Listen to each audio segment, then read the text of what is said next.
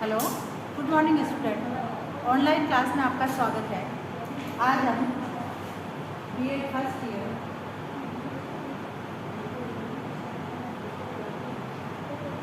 Subject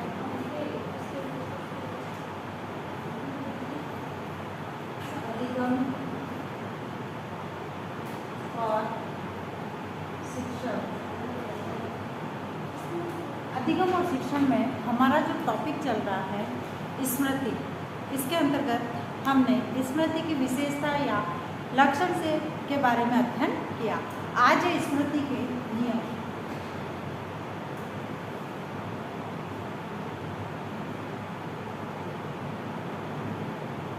स्मृति के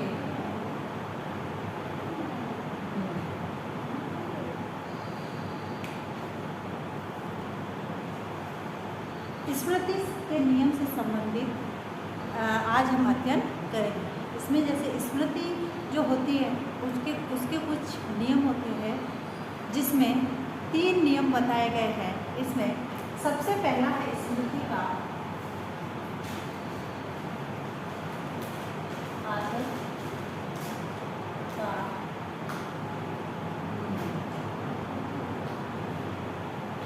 सबसे पहले है आदत का नियम। अब जब किसी विचार को बार बार दोहराया जाता है तो हमारे मस्तिष्क में उसकी छाप इतनी गहरी हो जाती है कि हम बिना विचारे उसे व्यक्त कर देते हैं। यानी जब हम किसी काम को बार बार दोहराते हैं तो वह हमारे मस्तिष्क में एकदम उसकी छाप छप जाती है और इतनी गहरी हो जाती है कि हम जो है बिना विचार किए ही वह काम कर देते हैं। जैसे बालक को हम विद्यालय में गिनती है, पहाड़े है, जब ये रटवाते हैं, ये याद करवाते हैं तो बोलते समय उनको अपनी विचार शक्ति का प्रयोग नहीं करना पड़ता है, क्योंकि वह चीज़ या वह जो हमने सिखाया है वह उनकी आदत में आ गया है।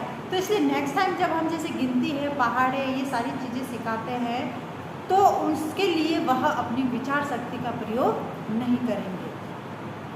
इस नियम के बारे में प्रोफेसर BN झा ने कहा है।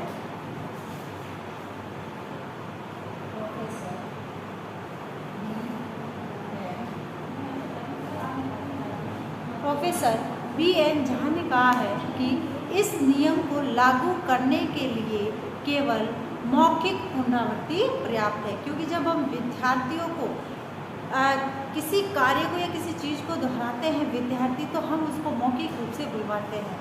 जैसे गिनती है, पहाड़ है, ये बालक मौखिक रूप में इनका उच्चारण करते हैं। इसका संबंध यांत्रिक स्मृति से होता है।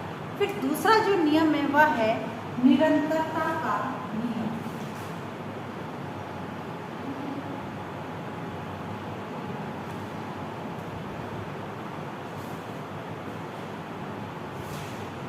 दूसरा इसका नियम है निरंतरता का नियम।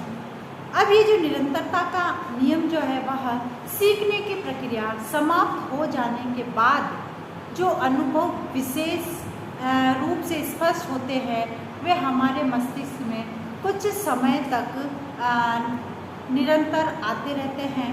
अतः उन्हें स्मरण के लिए किसी प्रकार का प्रयत्न नहीं करना पड़ता है।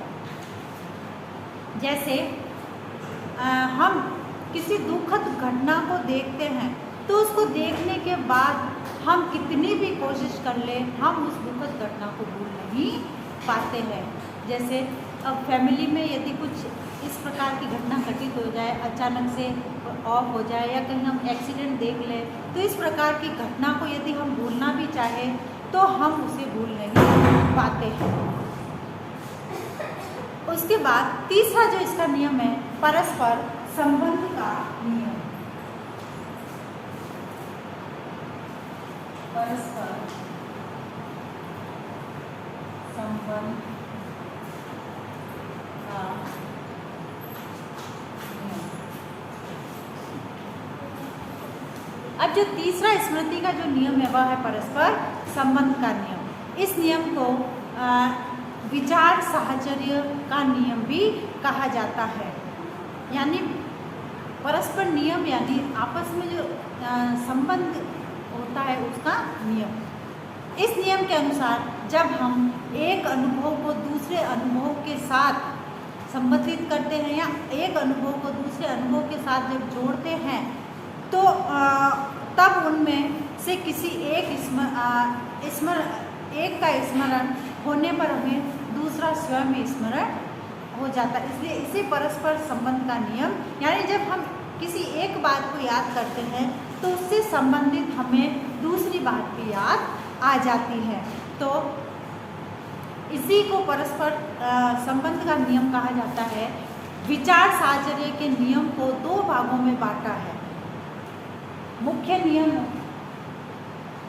इसको दो भागों में बांटा है।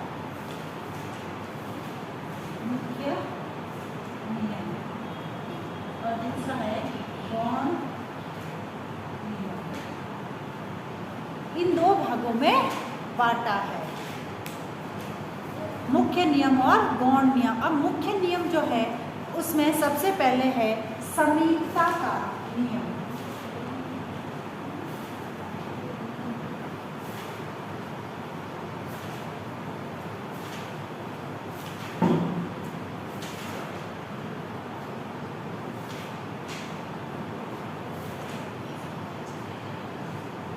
इसमें है समीपता का नियम। समीपता का नियम के अंतर्गत जब दो वस्तुएं या घटनाएं या अनुभवों का ज्ञान हमें एक साथ ग्रहण होता है, हम एक साथ ग्रहण करते हैं, दो वस्तुएं हैं, दो घटनाएं हैं या दो अनुभव हैं, जब हम इनको एक साथ ग्रहण करते हैं तो उनमें जो है परस्पर संबंध स्थापित हो जाता है। अतः एक घटना को याद करते हैं तो उसके साथ दूसरी घटना भी हमें अपने आप याद आ जाती है। तो समीपता दो प्रकार की होती है, एक तो स्थानीय समीपता और एक है समय की समीपता। यदि जैसे उदाहरण के तौर पर मैं यदि कहूँ कि एक अलमारी है, अलमारी में कलम और दवात दोनों रखी हुई है, तो जब कलम की याद आएगी या कलम को हम स्मरण करेंगे तो उसके साथ हमें दवात भी याद आ जाती है। यह स्थानीय समीपता का कारण है। उसी प्रकार जैसे विद्यालय में जब छुट्टी होने वाली होती है, जैसे ही 4 बजते हैं तो विद्यार्थी जो है घंटी की आवाज़ सुनकर घर जाना उनको याद आ जाता है। तो यह समय या कालगत समीपता के कारण होता है। फिर दूसरा है समानता का नियम। समानता का नियम इसमें है यदि कोई वर्तमान वास्तविक अनुभव पुराने अनुभवों के समान होता है तो वह पुराने अनुभव को स्मरण या दोहरा देते हैं। जैसे हम किसी पर्यटक स्थल पर जाते हैं तो पर्यटक स्थल पर हम किसी मंदिर को देखते हैं या कोई ऐतिहासिक स्थल देखते हैं तो हमें उसे देखकर दूसरी ऐतिहासिक स्थल या दूसरा मंदिर याद आ जाता है। जैसे जब हम लाल किले को देखते हैं तो हमें आगरे का जो ताजमहल है वह भी याद आ जाता है। तो यह है समानता का नियम। उसके बाद है असमानता का नियम।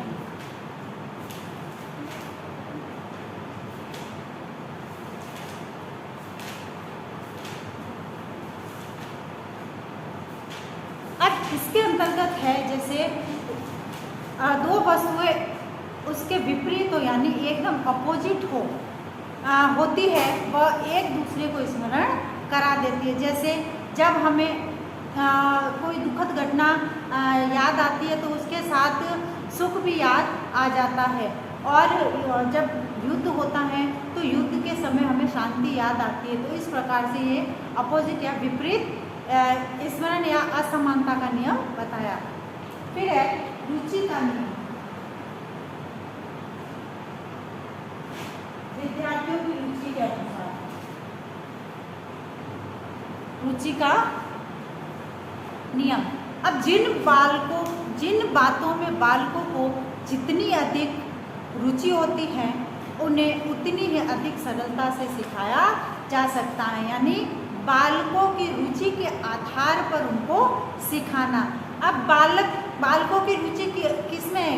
गेम्स में। हम गेम्स के आधार पर उनको सिखाते हैं। जैसे यदि बालकों को क्रिकेट, फुटबॉल या वॉलीबॉल में उनको इंटरेस्ट होगा तो उनको फुटबॉल है, वॉलीबॉल है, इन सब, क्रिकेट है, इन सब के जो नियम है वह सारे नियम याद आ जाते हैं। उसके बाद है दूसरा जो है विचार साचर्य या गौण के नियम। अब है गौण का नियम।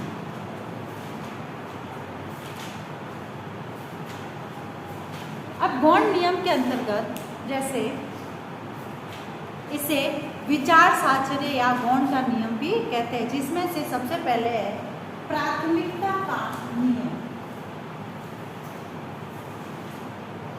प्राथमिकता का नियम।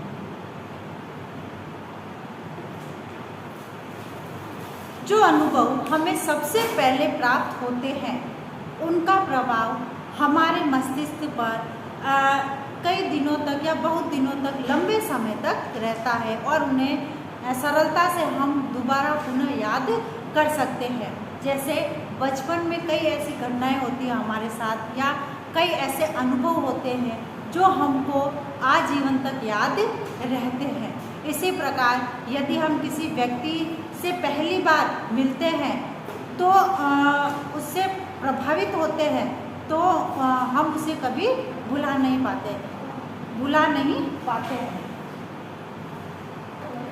क्योंकि प्राथमिकता के नियम के अंतर्गत यह कहा है कि first impression is a last impression. यानी व्यक्ति के दिमाग पर हमारी पहली जो छाप रहती है वह आजीवन तक उसके दिमाग में बनी रहती है। उसके बाद दूसरा जो आता है नवीनता का नियम।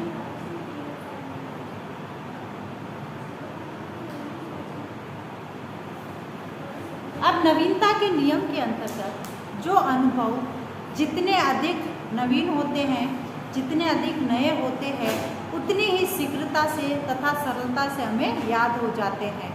जैसे विद्यार्थी जब परीक्षा कक्ष में प्रवेश करते हैं तो प्रवेश करते समय पढ़ते रहते हैं और उन्हें जैसे ही प्रश्न पत्र मिलता है कुछ समय पहले पढ़ी हुई वह बात उनको तुरंत याद रह जाती है। फिर है आवृत्ति का नियम।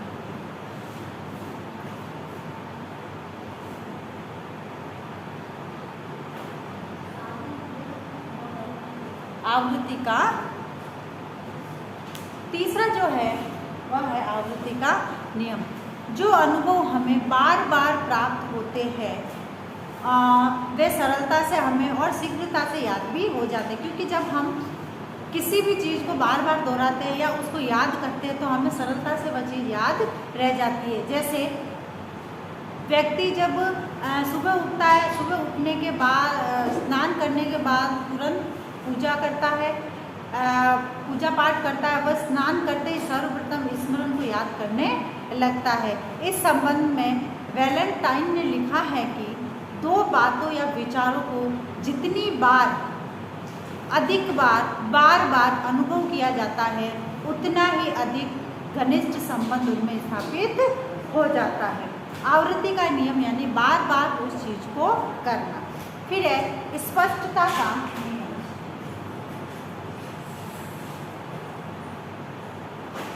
स्पष्टता का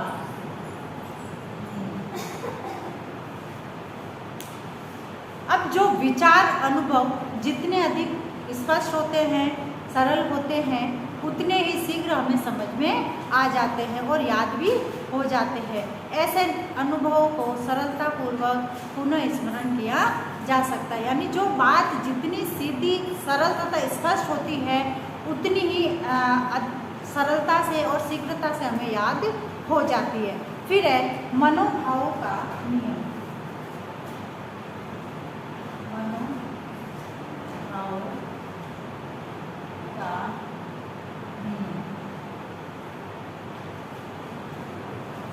अब जो है इसके अंतर्गत व्यक्ति अपने मनोभाव यानी मन के जो भाव होते हैं वह व्यक्त करना। व्यक्ति अपने मनोभावों के अनुसार अनुभवों को स्मरण करते हैं। दुखी मनुष्य केवल दुख की बातों को ही स्मरण करता है। जब हम प्रसन्न होते हैं, खुश होते हैं तो सुख एवं आनंद की बातों को स्मरण करते हैं या याद करते हैं। और जब हम दुख की दशा में होते हैं तब हमारे विचारों में उसी प्रकार की उदासीनता रहती है, यानी हमारे मन के अंदर जैसे विचार चलते हैं, जैसे भाव चलते हैं, वैसे ही विचार प्रकट होते हैं। तो इस प्रकार से यह स्मृति के नियम बताए गए हैं। अब है आज का अपना गृह कार्य।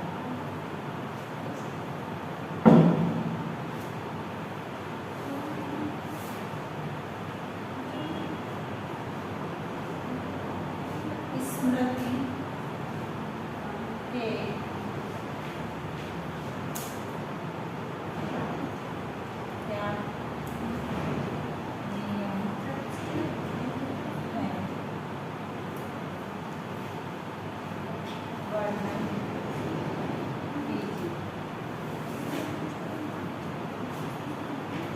अब एक विशेष बात, जैसे कि हम सभी जानते हैं कि वर्तमान में कोरोना जैसी महामारी भयंकर रूप से फैल रही है, अतः इससे बचाव हेतु हमें कुछ उपाय करने हैं। हाथों को सैनिटाइज करना, मुंह पर मास्क लगाना, सोशल डिस्टेंस का ध्यान रखना। स्वस्थ रहे, सुरक्षित रहे। धन्यवाद।